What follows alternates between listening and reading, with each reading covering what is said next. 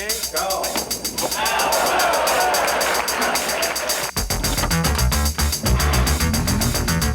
Traffic's backed up as far as you can see its bumper. Got a bird's eye view, and it certainly doesn't look good from up here. The tank is full, the engine's humming. Those wide open roads are beckoning. So sit back and get ready for Motoring 89. Brought to you by Quaker State. The big Q stands for quality. Always has, always will. This week on Motoring 89. This kind of promotion costs several $100,000. Just bringing several hundred people to Victoria is big bucks right there. While around here we work as a team, I think that we're going to be able to develop this car and bring it on so that we can win the series and the championship this year.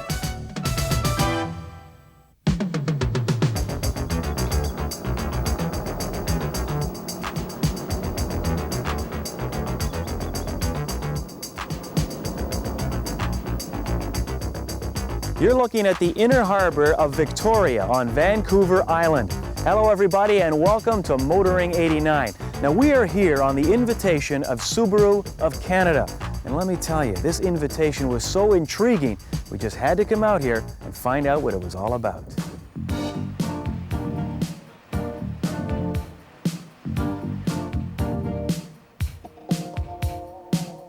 This is the Empress Hotel on the Victoria Harbour.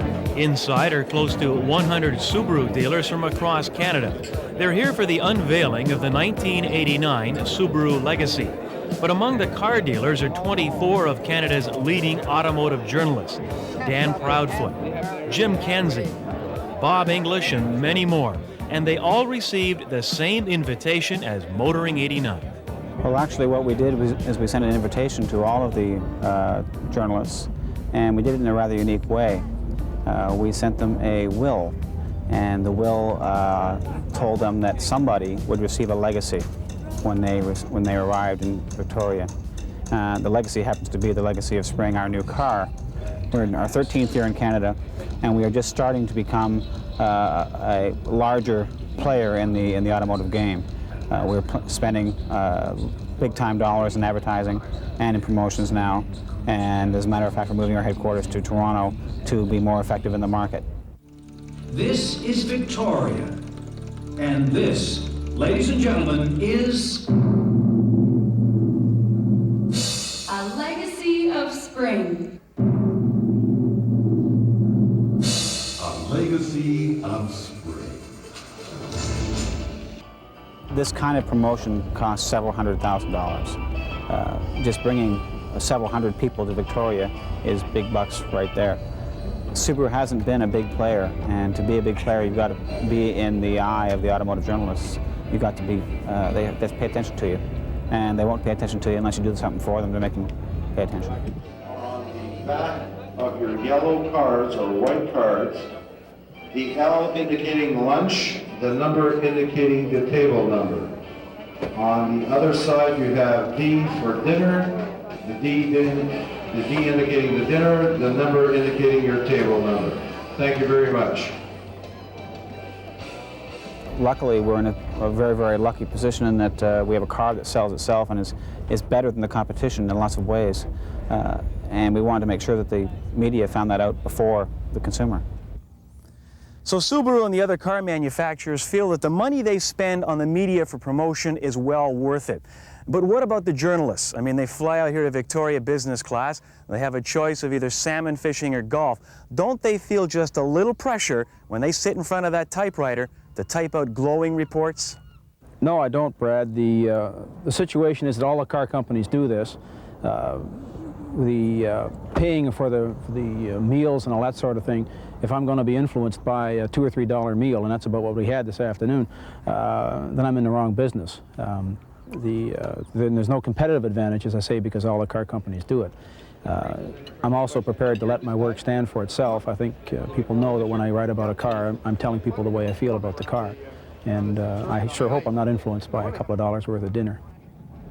Driving a brand new Subaru, the journalist took part in a scavenger hunt, touring the Victoria area and taking part in such events as lawn darts. Right? Second, that first was a warm-up, it doesn't count. No, I'm counting your two that went in. No, that's true. Oh, yeah! All right. And why is Jim Kenzie on somebody's front lawn? Okay, one of the things we have to collect is a weed from a millionaire's house, and so this looks like a millionaire's house, and this looks like a weed, so it's all in a day's work, you know? And there was even time for business as they tested the handling of the new Subaru Legacy.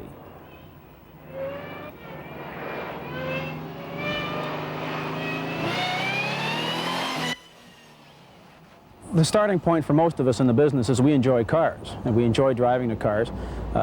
For some of us, the motivation is at least partly we wish cars were better, and that's why we criticize them. But we do enjoy driving them, and obviously coming out here and driving a car in this kind of environment, there are worse ways to make a living. I shouldn't say this because if any of them are listening, they may stop this kind of thing, but dependable guys like Jim Kenzie, we would write about cars whether we had to go to North York every Friday to see them. You know, we don't have to come to Victoria. Do you read and watch what the journalists do following this? We certainly will, and I would expect that our media groups, Media Profile and Les Communicateurs in Quebec, will also send us pieces from the papers, because that's their job too. You have 24 journalists here from across the country. Can you determine whether it was a success, whether it was worth it bringing them out here? I think we'll probably find that out in the papers in the next few weeks.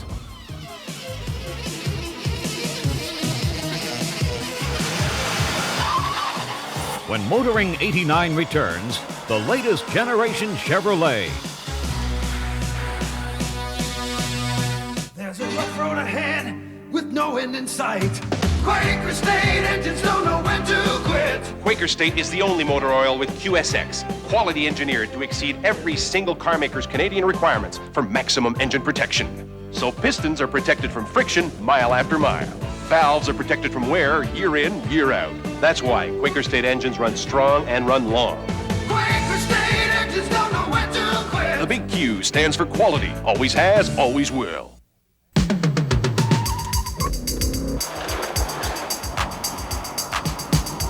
Test Drive with Graham Fletcher.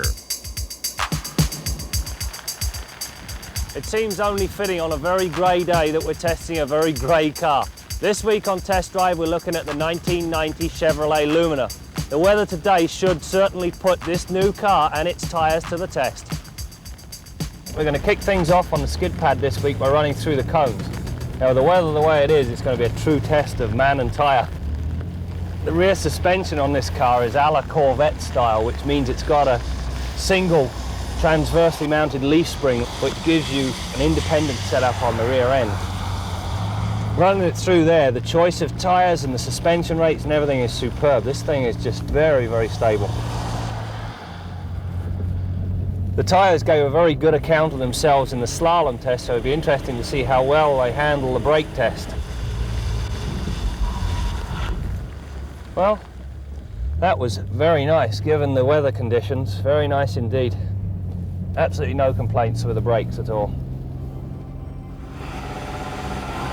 During the acceleration testing, we achieved the 100k mark in a little over 9.5 seconds. Very good. Like any good V6, the new 3.1-litre V6 that powered our test car had a very good throttle response, plenty of horsepower and loads of torque on tap.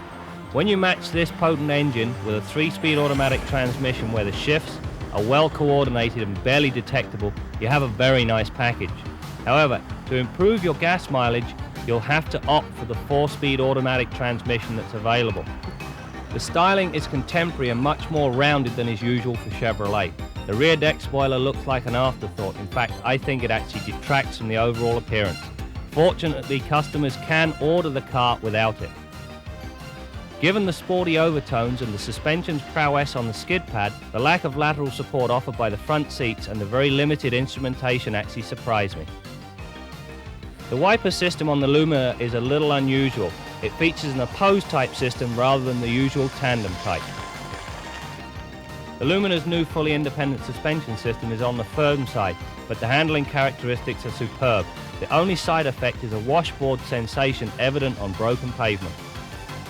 My pet peeve this week is to do with the seatbelt. It bothered me on 2 counts. Firstly, it persistently chafed the side of my neck, and secondly, whenever I checked over my left shoulder, it was right there, blocking vision. That aside, let's go to the scoreboard and see how I rated the car that's going to take GM into the 90s. GM's new 3.1-litre V6 is a welcome addition. It provides plenty of motivation, and at 9.5 seconds to the 100k mark, the Lumina is certainly no slouch. The new fully independent suspension system and Eagle GT Plus 4s put on a very good show. In fact, I was very surprised by just how competent this setup actually was when it was pushed. The four-wheel disc brake setup fared very well, especially given the lousy weather conditions. Top marks for this system given that it's non-ABS. Sound level was a little on the noisy side, notably a raspy exhaust note and a little bit of wind noise from the front doors. During the test we averaged a commendable 10.0 litres per 100 kilometres or 28 miles per gallon. The Lumina should give GM some ammunition in the market. I like the engine, I like the transmission, I like the suspension, I like the overall theme of the car, especially as it's a Canadian-built Chevy.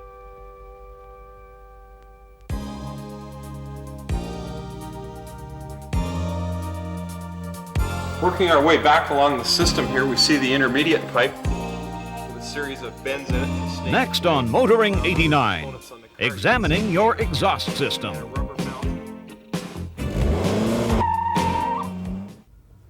Well, last week we were under the hood. This week we're underneath the car, looking at the business end of the exhaust system, starting here at the engine, the front pipe that collects the exhaust gases from the manifold, brings them back, a connection here, a ball joint connection, and the catalytic converter. Now these items all get quite hot, and you can see a number of heat shields involved in this system. Several of them are attached to the floor of the car here, with a little bit of an air gap to stand them off the floor, and a heat shield right on the converter itself. This item gets so hot, in fact, that you have to be careful where you park these cars. If you park it on top of combustible materials like leaves or grass, it can actually catch the car or those items on fire, so you have to be a little bit careful. Working our way back here, we have the intermediate pipe, which snakes around the floor of the car to dodge all the other components. We have a hanger here, a bracket, and a rubber hanger to suspend the exhaust system and stand it off the floor of the car. Another series of bends and another hanger. It's very important that the system doesn't touch the floor at any point, or we'll have a tremendous vibration and noise feedback into the interior. And that's what all these rubber mounts do. A couple of more bends here. Here the pipe crosses the rear axle and enters the muffler. The clamp here and the muffler unit, and a couple of short tailpipes. Now in this particular car, it's interesting to note that we changed the muffler on this car several months ago. It was a welded system, but we just wanted to change the muffler to a quieter note muffler. And we just cut it with a hacksaw right here. We used a backless hacksaw and cut it right at the inlet, just in front of the weld, and slid a new muffler over that without having to replace the entire system just because it was welded. It's very important to make a periodic inspection of your car's exhaust system to make sure that it's free of any leakage right from the front to the rear, secure on the car, and isolated from the floor of the car. And speaking of the floor of the car, it's also important to inspect this area to make sure that there's no damage or perforation from rust that could allow exhaust fumes to enter the passenger compartment of the car. Until next week, I'm Bill Gardner for Motoring 89.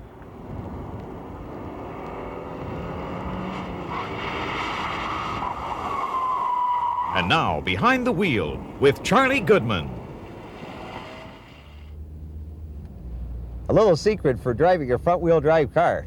Sometimes when you go into a turn with a front-wheel drive car, things are going a little wider than you really wish that they would. Well, normally you just come off the gas and you hope that it gathers itself up. But there's a little secret that we sometimes use, which implies that what you do is you put your foot on the brake, and when your foot is on the brake, it weights up the front tires and they get a lot more traction and the car swings around. It's called trail braking, and it's very effective with a front-wheel drive car. We'll just get a few of them going here and we'll show you how well this thing works. If you'll keep your eye on the horizon, all of a sudden it will start to spin. And the reason is because now I put my foot on the brake pedal, and by loading up the front tires, they get a lot more grip, and when they grip more, guess what? They pull you right in the circle. There's another one. Woo! Cameraman can hardly sit up straight in the seat because we're experiencing some G-forces. There we are. Whoa, look at that one. a little secret that can help you an awful lot when you get into one of those tricky little driving situations where all of a sudden you seem to be running out of road, and especially effective with a front-wheel drive car, such as this one. Now we'll get up a little speed and I'll show you one real good one just to finish this off. Here we go, we'll just get up a little wee, just a tiny little wee bit more speed. This will be a good one. You ready? Here we go. Right in. Okay, hope that one helps you sometime, folks.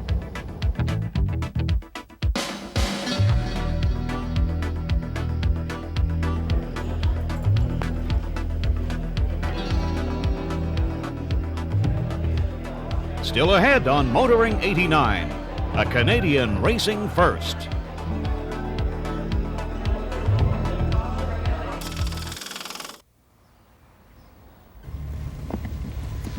For a limited time, the Nissan Sentra comes with a 4-speaker stereo cassette system.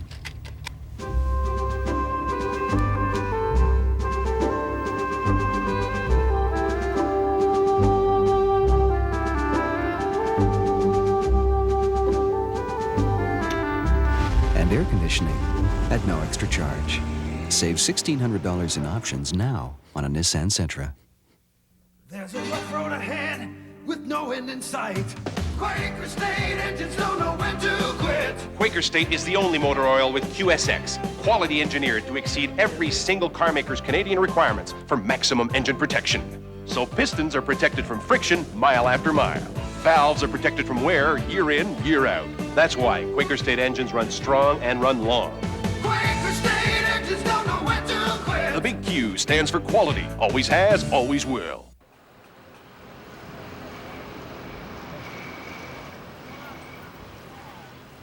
We're now going to join Steve Grant, who has a story about one of North America's newest racing teams. And Steve thinks their logo should be Made in Canada.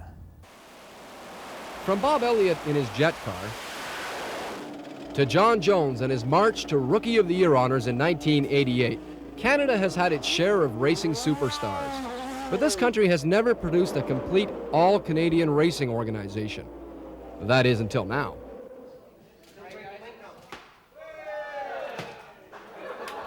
The occasion is the grand opening of the Landford Group's spanking new garage that will house the team's 2 ARS cars. Tom Christoff is president of Landford. He also happens to be one of the drivers. His dream is to put together an all-Canadian racing team, and it came true with a team manager from Pefferlaw, Ontario.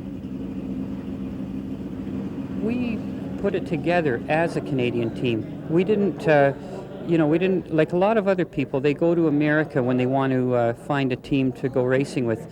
Tom wanted it to be Canadian.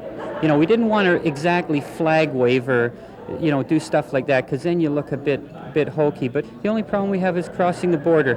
It takes us hours to cross the border both ways. When we're going into America, it takes us a long time to go into the U.S., and it takes us a long time to come back. But that's the only drawback with operating out of Toronto. Tommy Byrne, the all-time leading money winner on the ARS circuit, was hired to help Christoff develop as a racer. Tommy now not only races for Landford, but he won the second race in Long Beach. Again, a big round of applause, Tommy Byrne. How about for all 3 of them? Tommy, PJ, and... It is competitive, and obviously I'm known as the old man of ARS because I've done it for 4 years, and so has Mike Groff. So I've got a lot of records. And then you got your new people coming in every year, your rookies, and you've got some good drivers. So obviously it's my job to try and still beat them. Even though you're the old man of it, you still have to try and win races. Sponsorship's obviously important in any series, and obviously it looks like you guys have enough sponsorship to keep you going. But how does it work when you have your main sponsor and your owner being a co-driver with you? Actually, with Tom, it's very good because we get on very good together, and I can help. The idea is to try and help Tom, and there's no egos involved. Normally you have an ego involved with 2 drivers, but with Tom, there's no problem. I can test his car and give him some suggestions, and normally he goes a lot better. Well, around here we work as a team. I've spent many years in sports with some of the top teams, and you win as a team and lose as a team, and we have everyone pulling together. We've put together and assembled one of the top support staff team that I think is available in racing in Canada with experience that ranged over 25 years in this industry, and I think that we're going to be able to show that we can develop this car and bring it on so that we can win the series and the championship this year. There's no question that Tom Kristoff and his Landford Racing team have made a serious commitment to racing. But like every racer, he has a dream, and that dream could materialize right here at the Indianapolis Motor Speedway. In fact, by next year, we could see the first ever Canadian team competing at the Indianapolis 500. With Tom, you know, when we talked about doing this, the goal was to go to Indy. And, you know, we have a 3-year plan. All of us are on 3-year contracts here, and with the goal being to go to the Indy 500 and run an Indy car. Are we ever going to see Tommy Byrne in an Indy car in the near future? I hope so. But I'd like to get into an Indy car and maybe do well, rather than just get into a car just to say, hey, I drive Indy cars. I'd like to do well. It would be nice to get into a good Indy car team. Well, actually, we're looking forward to doing some testing with the Indy car later this year. I'm going down to Indianapolis next weekend where we're making arrangements to acquire a car for the remainder of the season. And we're planning to do a lot of testing along with the program we've got right now to be prepared for racing next year. Well, that's it for this edition of Motoring 89, this one coming to you from Victoria, British Columbia. Before we go, I want to thank Subaru Canada for their hospitality. Now, as to whether the Subaru Legacy will be a success, we'll let you be the judge of that. We'll see you next week. Next week on Motoring 89.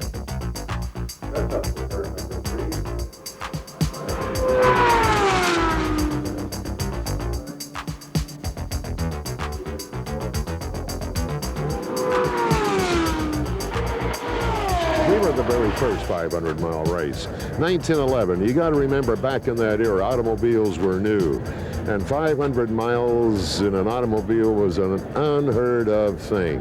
And so the mystique has grown from that small beginning through the years to undoubtedly this is the world's greatest race. How you can put your finger on it, I don't know. You know, they go faster perhaps at other tracks that are higher banked, but this is the Super Bowl of racing. This is where fans want to be during the month of May. If they have any interest in racing at all, this is the one track that they want to see, want to feel, and want to believe in. Well, I think it holds glamour for the whole racing world. Even though I run stock cars, it's still the biggest thing that happens in racing. Oh, I don't know. I remember the first time I went out to qualify here, my right leg was shaking so hard I couldn't keep it down on the accelerator. But yeah, they're in for a treat on race day. You know, when you look up and you see these grandstands absolutely packed, it's, you know, you stop and think for a minute. And the green light is on. There we go. The green light is on. The track open for practice. Okay. When you come to the race, you have to be in the race mode.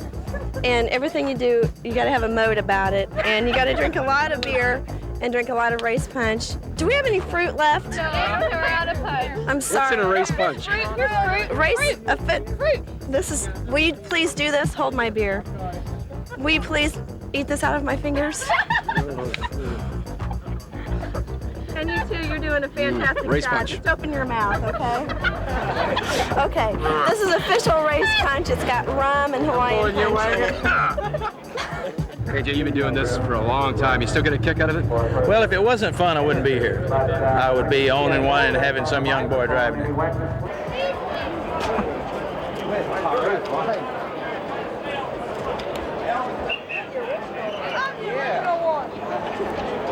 He started it.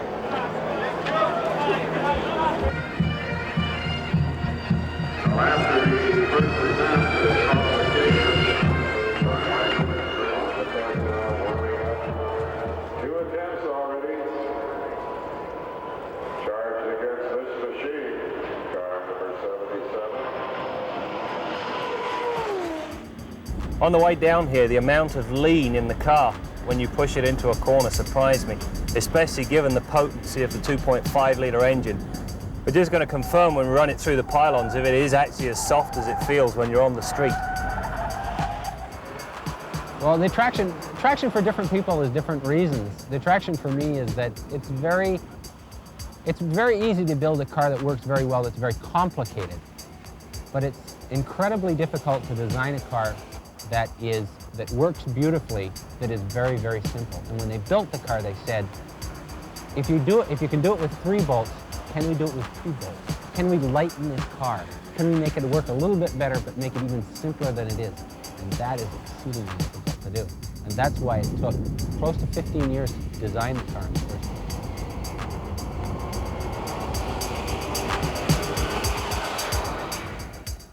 If you have any questions or suggestions, drop us a line at Motoring89, 379 Danforth Avenue, Toronto, Ontario. M4K 1P1. Motoring 89 is brought to you by Quaker State. The big Q stands for quality. Always has, always will.